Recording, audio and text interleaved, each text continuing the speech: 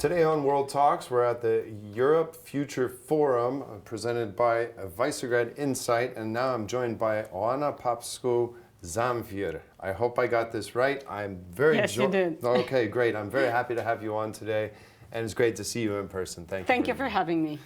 Now, you've worked extensively on EU enlargement and reform. Given the growing complexity of the geopolitical tensions we're now seeing, of course, with Russia, how do you view the future of EU enlargement, and especially with countries like Ukraine and Moldova? Well, I mean, really everything, I think, hinges on political will moving forward. We will have all the pieces in place now with the new EU institutions. Many European governments have changed. Many European countries have had or are having elections sometime soon. My country, Romania, is among them. I think from next year, it really all depends on whether we decide as the EU that we want to play this game more geopolitically and we genuinely attach that importance to enlargement, or if we don't. What I see is that we've been moving from a world which has been much simpler and easier for us to handle, because it was indeed, as is often said these days, Western dominated. We were the winners after the Cold War, so we were able to influence these countries around our borders and in a positive way, and we've been able to inspire these countries to wish to become EU members. Now we are actually facing increased competition from the likes of China, Russia, Gulf countries, even Turkey is moving in undecided directions. So what we have right now is an international environment where there are multiple proposals on the table. You can be more like the EU, or you can decide to be not necessarily more like China or more like Russia, but somewhere in between. You don't have to necessarily align with anyone in particular. You can just try to play everyone, and I think that's very tempting. I was recently in Georgia, and I think, for instance, if the government doesn't change in October, and if we don't find the stamina to try and influence civil society in Georgia and society in general in Georgia, which is very pro-European, in a direction where that country still remains attached first and foremost to our values and to our vision of a world system. They're already, I think they've already made up their mind that they were going to use their strategic location to play everyone, to play China, to play Russia, to play the EU, the US, and so on and so forth. And I'm not sure they can do that with good internal results. I mean, they can do that. That's always an option. And we see a lot of the rest of the world not feeling like they need to choose between the Western alliance, let's say, and the China-led camp that challenges the existing world order, but doesn't really propose another one, because they're happy operating in this gray area of unregulated space.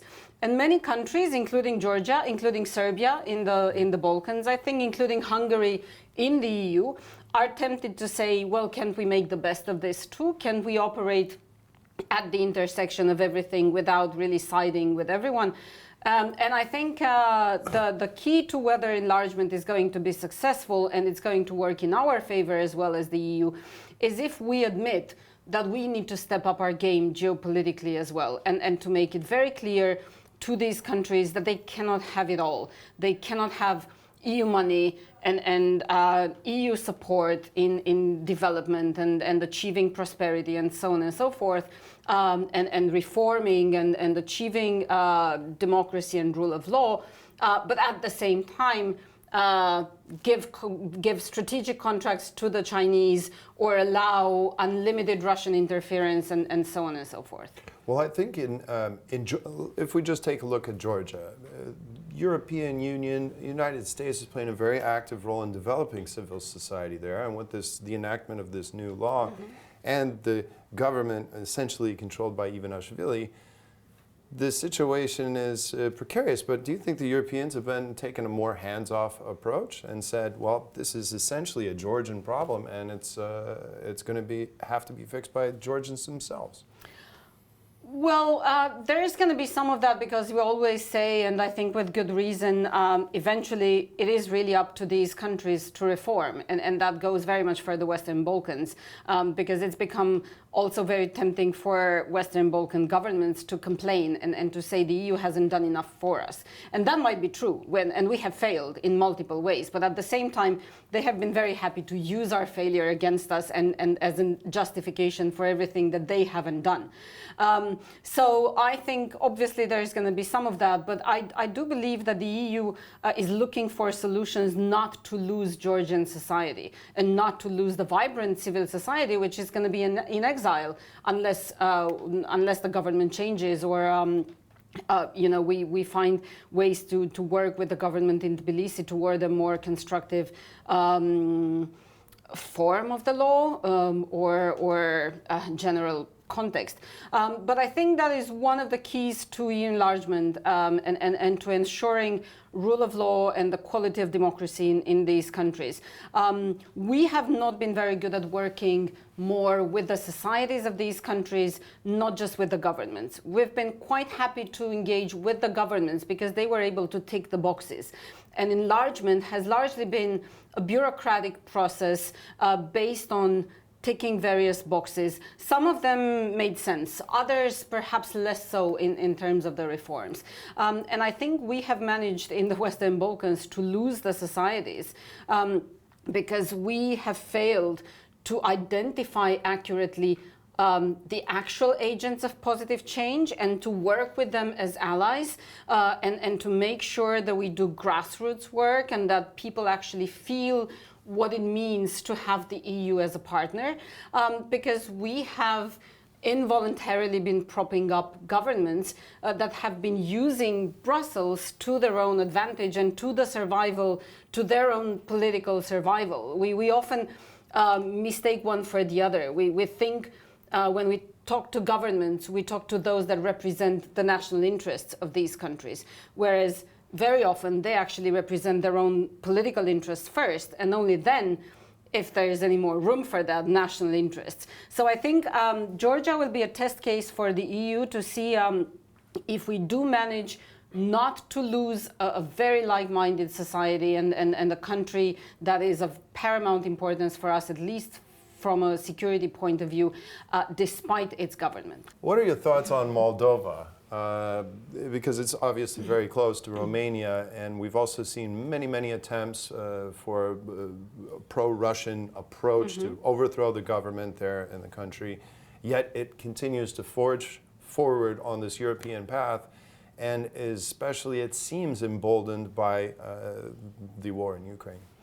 Moldova is in a moment of grace, let's say, because it's lucky enough to have not just a government that's very pro-European and pro-democratic and has made a clear strategic choice, which is really becoming rare in our neighborhood. As I was saying, there is always the temptation to try to play everyone against everyone and just kind of milk whatever you can politically and economically from all sides.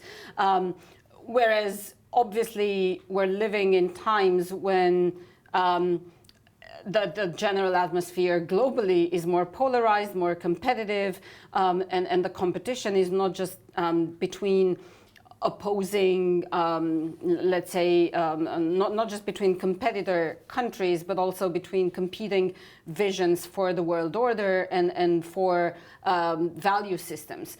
And so Moldova is lucky to have made a clear-cut choice, which allows them strategic clarity, which allows us as the EU to work with not just with the government, but with a majority of political forces in the country and with civil society and with everyone constructively.